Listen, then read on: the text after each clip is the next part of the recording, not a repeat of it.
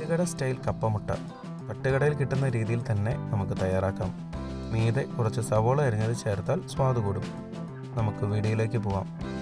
ഒരു പാനിൽ 3 കപ്പ് കപ്പ ഇടത്തരം വലുപ്പത്തിൽ കഷ്ണങ്ങളാക്കിയത് എടുക്കുക.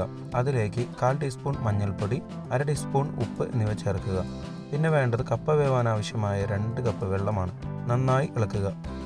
ഏകദേശം 80% പാകമാകുന്നത് വരെ മീഡിയം ഫ്ലെയിമിൽ വേവിക്കുക. ഓവർ കുക്കായി ഉടഞ്ഞു പോവാതെ പ്രത്യേകം ശ്രദ്ധിക്കണം. പാകമാകുമ്പോൾ വെള്ളം ഊറ്റി ഡ്രൈ ആക്കി പിന്നീടുള്ള ഉപയോഗത്തിനായി മാറ്റിവെക്കുക. അടുത്തതായി മുട്ട ചിക്കിയെടുക്കണം. ഒരു പാനിൽ 2 ടീസ്പൂൺ എണ്ണ എടുത്ത് ചൂടാക്കുക.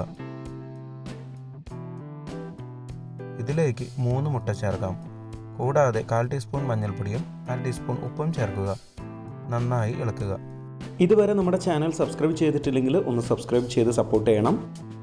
പുതിയ വീഡിയോയുടെ നോട്ടിഫിക്കേഷൻ അപ്പോൾ തന്നെ ലഭിക്കുന്നതിന് ബെൽ ബട്ടൺ കൂടി ഇനേബിൾ ചെയ്യുമല്ലോ. മുട്ട നന്നായി ചിക്കിയെടുക്കണം. സൈഡിലേക്ക് മാറ്റിവെക്കുക. ഇനി നമുക്ക് മസാലകൾ തയ്യാറാക്കാം. ഒരു പാനിൽ 1 ടേബിൾ സ്പൂൺ എണ്ണ എടുത്ത് ചൂടാക്കുക. ഇനി 1/2 ഇഞ്ച് വലുപ്പത്തിലുള്ള ഇഞ്ചി ചെറുതായി അരിഞ്ഞത്,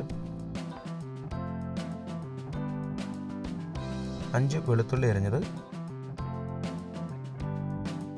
3 പച്ചമുളക് അരിഞ്ഞത്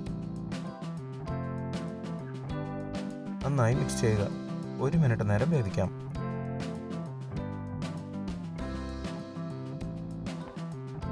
ഈ സമയം ഒരു സവോള നീളത്തിൽ അരിഞ്ഞ് ചേർത്ത് കൊടുക്കാം. മീഡിയം ഫ്ലെയിമിൽ 3 മിനിറ്റ് നേരം സവോള സോഫ്റ്റ് ആവുന്നവരെ വഴറ്റുക.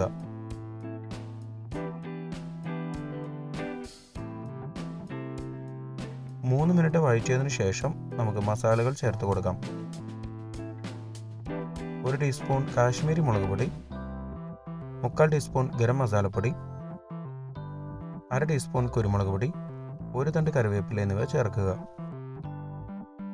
നന്നായി ഇളക്കുക. ലോ ഫ്ലെയിമിൽ 1 മിനിറ്റ് നേരം വേവിക്കുക.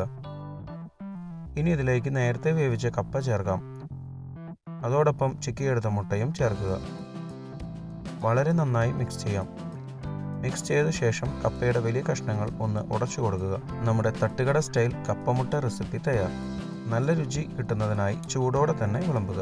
വിളമ്പുന്നതിന് മുമ്പ് മുകളിൽ കുറച്ച് സവോള അരിഞ്ഞത് ചേർത്താൽ സ്വാദ് കൂടും.